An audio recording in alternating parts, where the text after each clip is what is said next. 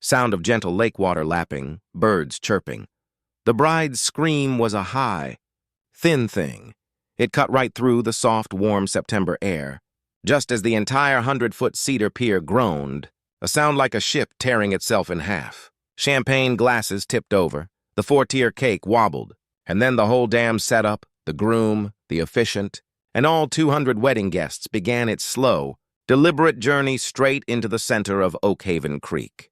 30 minutes earlier, I had warned Brenda that my pier wasn't a free venue, and now, watching the chaos unfold from my sun porch, a fresh glass of iced tea sweating in my hand, my old binoculars focused tight on the disaster, I couldn't help but whisper, "I told you so, Brenda." You never listen. That Saturday had started off perfect, you know?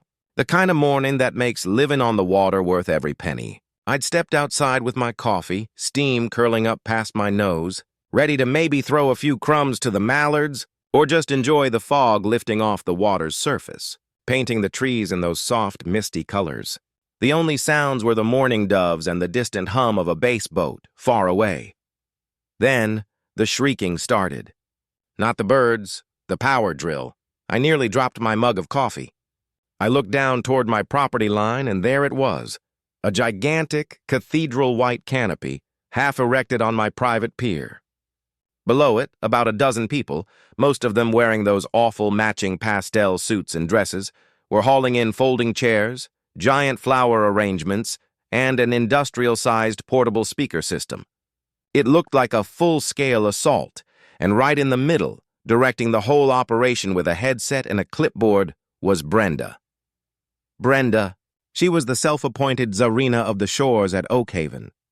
As the HOA president, she didn't just enforce the rules, she invented them, wielding her clipboard like a royal scepter. She had that aggressively highlighted blonde hair, sunglasses that probably cost more than my first car, and she prefaced every sentence with the same chilling phrase, "As per the governing documents." For months, I'd managed to dodge her calls, her tyrannical newsletters, and her surprise property inspections. But turning my pier into a wedding venue, that wasn't just a violation. It was an act of war.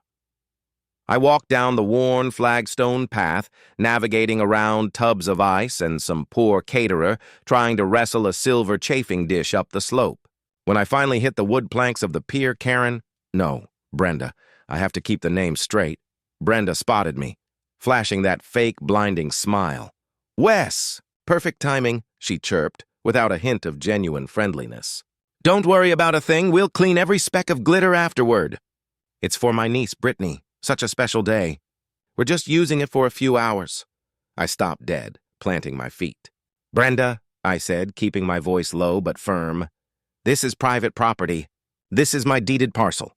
You did not ask for permission, and you certainly don't have it. You need to take all of this down right now and move it." She sighed, a dramatic chest-heaving sound that was clearly meant to convey my monumental selfishness. She pulled a piece of paper from her clipboard, not a permit but a glossy, embossed wedding invitation, and thrust it at me. "I already cleared it with the HOA," she said, leaning in, her voice dropping to a condescending whisper. "Look, we're doing the whole community a favor with this aesthetic." I took the paper, folded it in half without looking at the date, and handed it back. "This," I said, tapping the invitation, "is a solicitation, not a legal document. Hosting a commercial event on private land without the owner's consent is trespassing. You need to pack it up." That's when the smile truly died. Her face snapped tight, that thin, pinched look she always got when her authority was challenged. "Wes, don't be difficult. This affects the entire neighborhood. Think of the pictures, the lake, the view. Brittany will cherish this forever." I didn't argue. Arguing with Brenda was like trying to teach a goldfish calculus. It was pointless. I just repeated myself, standing my ground. "Get off my pier." She spun on her heel before I even finished the sentence, barking orders at the lighting crew and pointing dismissively at the catering staff. They all, every single one of them, the DJ, the photographer, the flower girl's mother, looked straight through me like I was part of the background scenery. Like I was some annoying park ranger they had to ignore. The pier was quickly swelling with early guests, all clicking heels, flashing selfie sticks, and talking loudly. The line had been crossed, and Brenda was standing on the other side, smirking. I stood there for a long moment, watching the sheer arrogance of it all. And then I turned around, walked calmly back up the path, and headed toward my boathouse. I didn't say another word. I figured one warning was all I owed her. What Brenda and the entire HOA board didn't know was that my pier wasn't permanently fixed right then. I'd spent the previous month doing extensive structural repairs. I was replacing a few of the main support pilings, and I'd rigged up a temporary, genius little quick-release system. It was designed so I could detach the main deck for easy access without having to hire an expensive barge. It took me 10 minutes in the dry, dusty cool of the boathouse. I lubed the crank, checked the tension on the lines, and then, with a quiet thunk, I flipped the main safety lever. I walked back up to my porch, settled into my old wooden rocking chair, and pulled out my binoculars. The ceremony had just begun. The groom, poor guy, he looked terrified even before the catastrophe, was standing at the end with the officiant. Brenda was standing next to a loud, humming generator, adjusting her designer sunglasses and probably texting about how beautiful everything was. Then I heard it. That long, low groan again. A sound you only hear when wood is separating from the earth. It started slowly, almost imperceptibly. No one noticed it for a good 30 seconds. The minister was saying something about eternal love when the flower girl, who was playing near the edge, suddenly stumbled. She pointed her small, horrified finger at the widening gap of bright blue water between the pier and the shore. That's when the real noise began. Not the cheerful music, but the screams. The panic was immediate. Guests shouted, trying to grab ropes that weren't there. The speaker system, poorly secured, tipped, and the massive subwoofer fell into the lake with a glorious, messy splash. The bride, bless her heart, completely forgot about her vows, dropped her bouquet, and grabbed her veil as a sudden breeze of fear whipped across the water. The groom just stood there, clutching the rail with white knuckles. He looked like he was about to toss his cookies. Brenda, of course, was yelling something about, "I'll sue you all," as the pier, my beautiful detached pier, floated confidently and steadily away from the shore, right toward the dead center of Oak Haven Creek. My phone buzzed. It was Gary, one of the county sheriff's deputies, a guy I played poker with every Thursday. "Wes?" Gary's voice was shaking with suppressed laughter. "Tell me I am not looking at a wedding, on your pier, currently migrating to the middle of the lake." I took a long, slow sip of my iced tea. "You're watching it, Gary. Did you, detach it?" "I didn't touch a thing," I replied, my voice smooth and innocent. "I just warned Brenda. The pier, it must have had other plans for the afternoon." Gary broke. He just burst out laughing, a deep, honking sound, and hung up before he could even apologize. Out on the water, Brenda had snatched a megaphone from the catering team. Her voice crackled over the broken speaker system as she started shouting directions, demanding calm and order. Nobody paid her any mind. Then came the rescue. A small two-person paddle boat piloted by two hapless HOA volunteers. They looked like a pair of terrified squirrels trying to pilot a coconut. They made it halfway, then one guy leaned over to paddle harder, tipping the boat over and sending them both into the water. A cheer. A genuine, chaotic cheer went up from the stranded guests. It was pure, beautiful slapstick. It was chaos, and the best part, it was all live-streamed. Unbeknownst to Brenda, some quick-witted teenager had started a broadcast with the title, HOA Floating Wedding Disaster. The comments were pouring in. Wedding turns into Titanic sequel. Brenda's barge of doom. Is this performance art? I set my binoculars down, leaning back. The sun was high now, the surface of the creek shimmering. The chaos was still unfolding 50 yards offshore, but for me, a deep, satisfying peace had returned. I knew, however, that this wasn't over. Brenda didn't take public humiliation lightly. I could almost feel her rage building up across the lake. The music had cut out entirely. The only sound was the soft slap, slap, slap of water against the detached planks, louder than any DJ. Guests were now frantically waving their phones. Brenda finally realized the severity of the situation. She started pacing in tight circles, probably calling every lawyer and every board member she knew.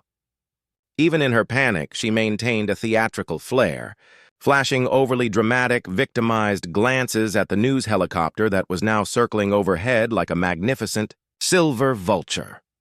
The chopper's loudspeaker boomed across the water. "We are live over Oakhaven Creek, where a wedding celebration appears to be adrift.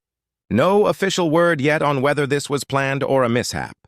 Brenda doubled down on the delusion. She grabbed the microphone again, plastered that pageant smile back on her face, and waved. "Thank you for joining us for our beautiful, unique floating lake ceremony." She shrieked, the sound distorted. "Please enjoy the open bar and floating hors d'oeuvres." I had to put my tea down. I was laughing too hard. A small child was actually attempting to fish a Barbie shoe out of the water with a plastic fork. The news chopper dipped lower, someone on the shore clearly having tipped them off to the viral link. Eventually, a proper rescue boat from the marina, moving at a deliberately slow, unhurried pace, finally arrived. The deputy aboard, who I recognized as Gary, wasn't rushing. He seemed to understand that this particular comedy of errors needed to be savored. Brenda immediately cornered the deputy, launching into an over-the-top, breathless recounting of events, clearly positioning herself as the wronged heroine. The deputy didn't write a single thing down. He just nodded, listened patiently, and then gestured toward the shore. The guests were ferried back, group by group, while the pier was towed, not back to my shoreline, but to the marina for inspection. Brenda was the last person left on the drifting pier, standing at the edge, her arms folded, absolutely seething. She looked across the water, her gaze locking onto my porch. I casually raised my glass of iced tea and a mock toast. Her face tightened into something truly horrifying. The look of a person who just bit into a lemon rind and realized they've lost everything. Later that evening, the neighborhood group chat exploded. The video clips were everywhere. People were calling it the wedding that set sail. Someone had even edited Brenda's megaphone speech and set it to circus music. I got a text from my old college buddy, who now worked in the county zoning office, asking if I needed legal backup. I just replied, "The pier had a mind of its own." He responded with 3 words that I still smile about. "You magnificent bastard." But I knew the fight wasn't over. Brenda would regroup. She would come back with paperwork, with drama, demanding retribution and revenge. What she didn't know yet was that everything she'd done, her orders to the staff, her dismissal of my warnings, her marching onto private property, it had all been caught on my security cameras. I had every second time-stamped and filed. I had plans for round 2. The emergency town hall meeting was less than 24 hours after the fiasco. Brenda had labeled it an emergency herself, sending out a community-wide message full of capital letters and passive-aggressive threats. The rec center, usually reserved for bingo and book club, was buzzing like a disturbed hornet's nest. Everyone was there, even the people who usually stayed quiet and kept their heads down. Brenda strutted into the room like she was walking onto a stage she owned, her suit perfectly pressed, her jewelry extra shiny, her expression a mix of fake composure and bottled rage. She stood behind the podium and adjusted the microphone, a picture of political martyrdom. "Thank you for coming," she began, scanning the crowd. "As many of you know, an unfortunate incident occurred yesterday involving a private pier and a community celebration. Unfortunate was a monumental understatement, and calling it a community celebration was an outright lie." A couple of people in the audience snickered. "We believe," Brenda continued, trying to sound statesmanlike, "that the pier in question was manipulated in a way that recklessly endangered our guests and residents. There was no permit pulled, no safety inspection, and frankly, no warning. That last part, no warning, was too much." I raised my hand and cleared my throat. Brenda ignored me. I raised my voice, cutting her off. "Actually, Brenda," I said, "I gave you a very clear warning. I told you the pier was private. I told you it was not secured. You brushed me off." Several heads in the audience nodded, many of them having seen the video clips that had gone viral. They saw the whole sequence. Brenda tried to regain control, her voice straining. "That video was edited. It was taken completely out of context." "The full story is much more complicated." "The full story," I interrupted, is that you never asked for permission. You trespassed. You hosted an event you didn't have the authority to hold, and now you're trying to play the victim. A woman in the front row stood up. I was there. I nearly fell into the water trying to save my purse. You never asked us if it was safe. Another man chimed in. My wife got sick from the food after it sat in the sun all afternoon. Brenda's eyes darted frantically. The tide was turning against the Zarina. Paul, a retired firefighter and the most respected member of the board, slowly stood up. He had always been the quiet, fair voice of reason. Brenda, he said, his voice measured, you have overstepped before. But this was beyond the pale. You endangered people, and worse, you tried to use your title to justify criminal trespass. This isn't the first time you've treated our private property like your personal playground. Brenda's face was scarlet now. You're all missing the bigger picture. I was trying to create a beautiful event. This community needs unity. What this community needs, Paul cut in, is leadership that respects boundaries. And you clearly don't. The meeting spiraled from there. Residents piled on, bringing up every old grievance, fines for arbitrary rules, yards entered without notice, her habit of unilaterally approving her own projects. By the end of the night, a motion was made and seconded to vote on her removal as HOA president. The next morning, I visited my lawyer. I handed him a small flash drive. Everything's on there, I explained. Video, audio, timestamps. Kerren directing the setup, ignoring my warnings, bragging about the HOA backing her. He plugged it in, leaning back in his leather chair. We can file a cease and desist for trespassing immediately, he said, nodding. You also have enough for a small claims suit. Let's send the C&D first, I decided. Let her stew on that. Then we decide how deep we want to cut. A few hours later, Brenda received her letter via courier. Full legal letterhead. A clear warning that any future unauthorized use of my property would be met with full criminal and civil action. She didn't respond, not directly. But I saw her from my window, across the street, staring at me with a look of pure, unadulterated hatred. I gave her a small, cheerful wave and went back to trimming my hedges. The C&D letter made its rounds faster than any wedding video. People whispered about it at the market and on the dog-walking trails. It wasn't every day someone took legal action against the Zarina. For a few days, things went quiet. Too quiet. Then the final blows began. Someone, I had my suspicions, but I never asked, leaked a series of emails to several board members. The threads were between Brenda and her few remaining allies, discussing the wedding in advance.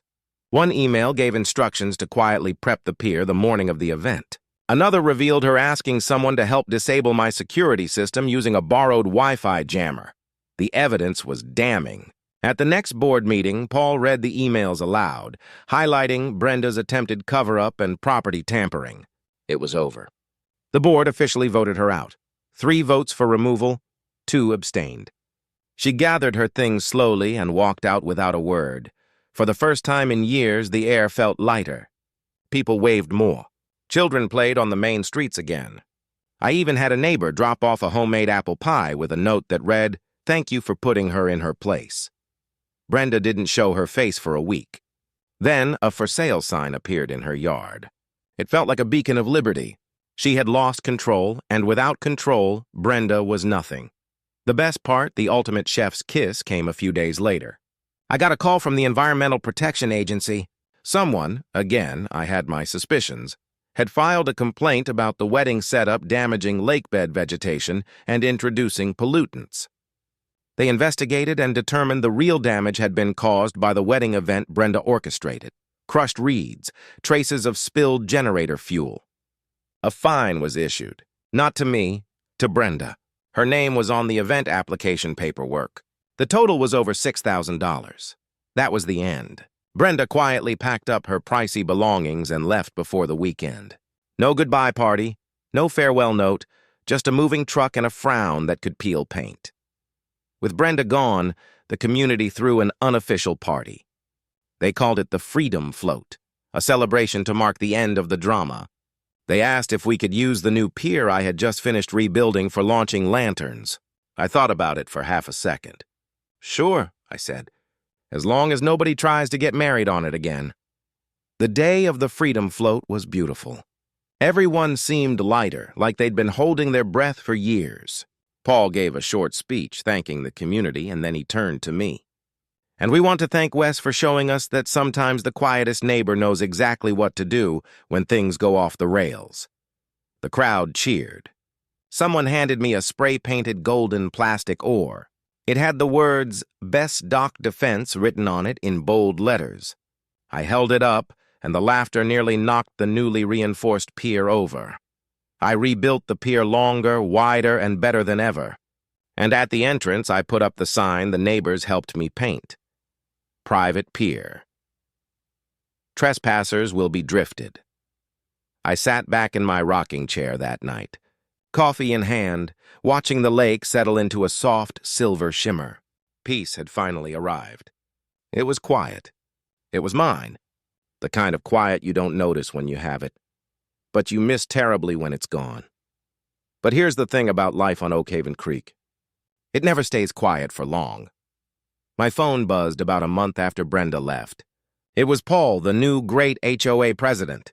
His message read, "Wes, do you know anything about someone trying to build a zip line from the hill to your roof?" I stared at the screen, then slowly looked up the slope behind my house. And sure enough, there was a new rope line tied between two thick oak trees, aimed straight toward my tool shed roof. I just stared at it, a slow smile creeping across my face. "Not again," I muttered. "Not again." I turned around and walked toward the shed, already planning the next upgrade. Maybe a roof reinforcement, or maybe, just maybe, a water-triggered air horn system. The pier was secure. But the neighborhood? It would never stay quiet. Tell me, what do you think? Was my revenge justified, or was it a petty overreaction? And what's the craziest thing an HOA or a difficult neighbor ever tried to pull in your community? Let me know in the comments below, and don't forget to like and subscribe for more stories from the shores at Oakhaven. Sound of gentle lake water lapping fades out.